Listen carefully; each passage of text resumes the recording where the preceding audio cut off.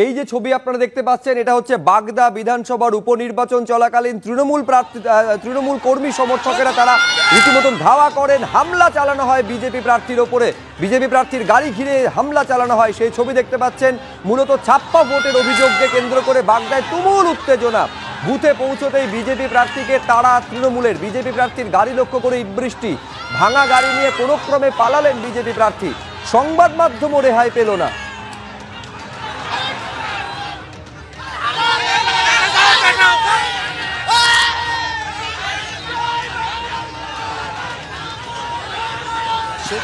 ছবিগুলো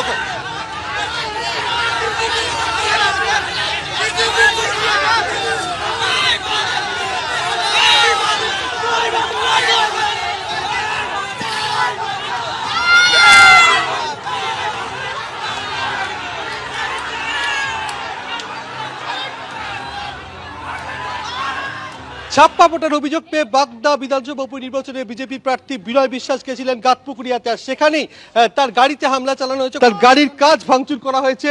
সেখানে গাড়িতে কোনো রকমে তিনি উঠে চলে পালিয়ে যাওয়ার চেষ্টা করছিলেন, তখনই তার গাড়িতে ভাঙচুর করে। গাড়িতে যারা ছিলেন তাদের সাথে কথা বলে নেবো। কি হলো? প্রার্থী যখন ওইখানে ছাপ্পা ভোট চলছিল, যখন প্রার্থী এত বড় একটা ইট ছোড়া হয়, প্রার্থী আমরা যখন গাড়িতে উঠছিলাম সেই মুহূর্তে আমাদের উপর আক্রমণ হয় এবং এই ইটটা আপনারা দেখতে পাচ্ছেন, এই ইটটা পুরো ইটটাই আমার উপরে, অর্থাৎ ইট ছোড়া হয়, গাড়ির কাজ ভাঙচুর করা হয়েছে। কোনো ক্রমে বিজেপি প্রার্থী ঘটনাস্থল থেকে চলে এসেছেন এবং তিনি যেটা জানাচ্ছেন যে ছাপ্পা ভোট হচ্ছিল, খবর পেয়ে গেছিলেন এবং তখনই তার উপর হামলা হয়েছে।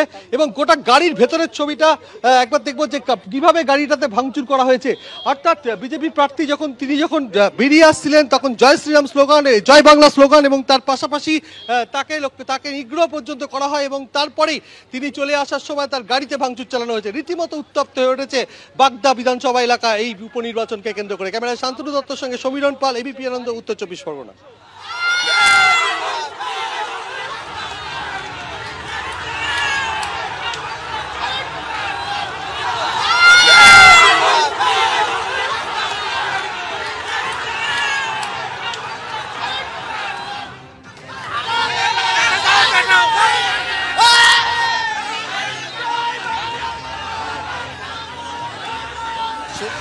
ছবিগুলো